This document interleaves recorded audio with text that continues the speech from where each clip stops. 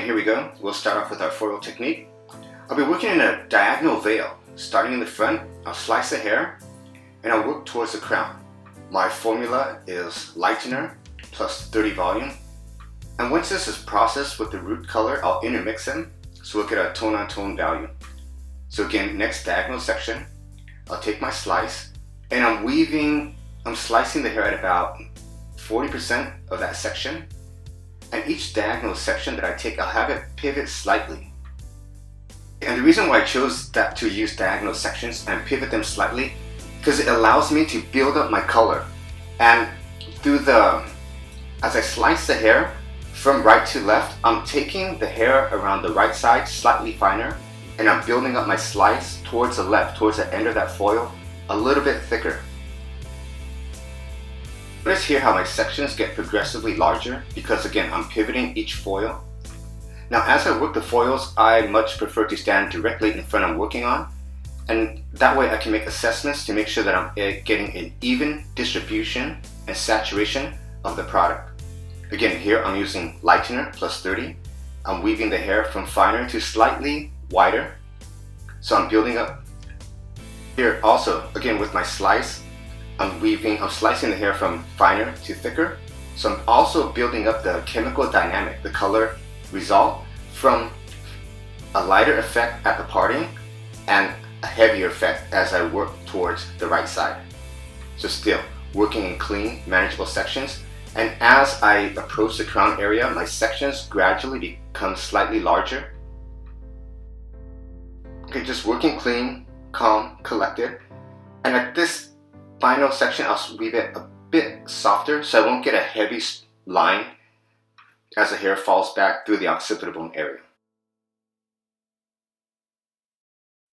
Okay, for my overall color, I'll be using a level 6 red with a level 6 red violet, equal portions 1:1 with 30 volume developer.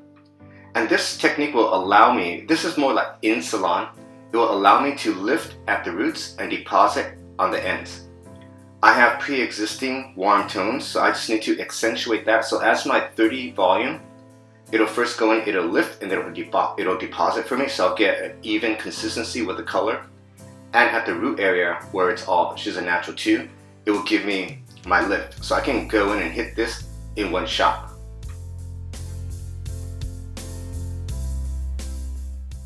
And as I work through my tint, I like using a brush. I find that my work is much more cleaner, much more controlled, and it allows me to see my application and my actual creation section by section, area by area.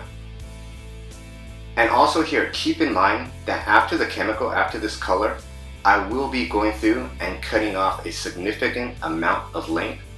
So it's pointless for me to go and color the hair from roots all the way to the ends, because I know 45 minutes to 1 hour down the road, those ends will end up on the floor.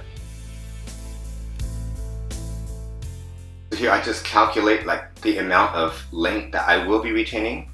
So the amount of length that I will need for the haircut, I make sure that all of that has a thorough saturation of color. And again, I can leave out the ends. And this technique is fun, especially in salons where I don't have to go and jump and do a double process, like one formula for the roots and one formula for the mid shaft, because again, this will allow me to lift and deposit simultaneously. So it makes my work a lot more streamlined. Time is money.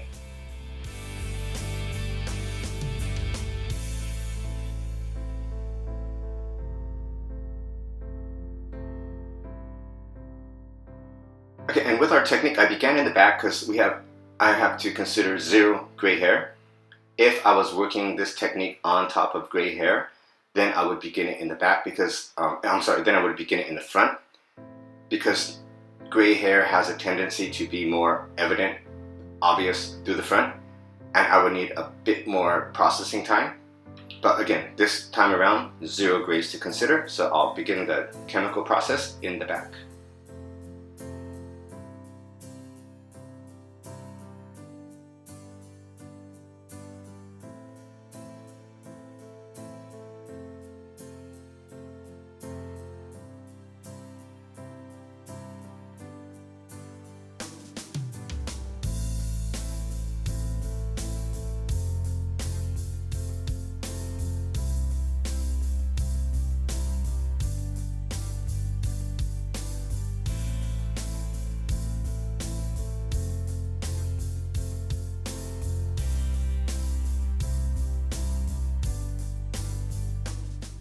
as I reach the side areas, I like to work away from the face. It's cleaner, it's safer, and it's just a habit that I built. There's multiple ways to achieve the end result. I just prefer, again, working away from the face.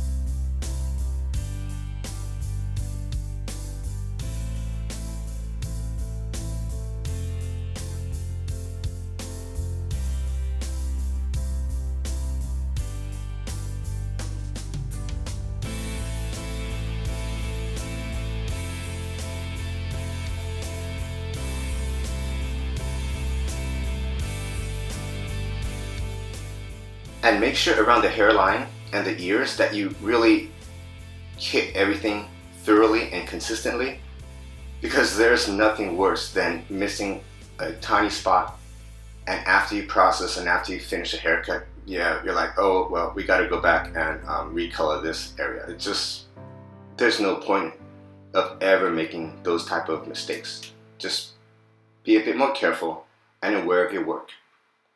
And again, always go for a thorough, consistent saturation. So here again, I'm working from the roots to the ends, and I'm over directing the hair back.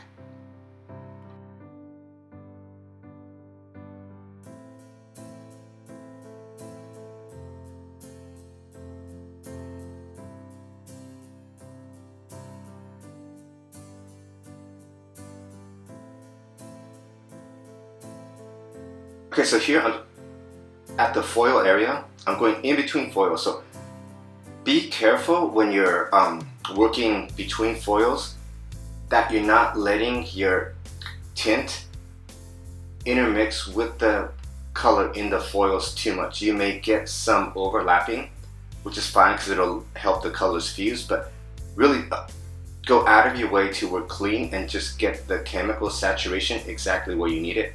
And to the top area, I'm pulling like further because her haircut, I will keep a significant amount of length through the top. So again, I have to make sure that I hit that with color. So through the top area, I'm going from roots all the way to the ends.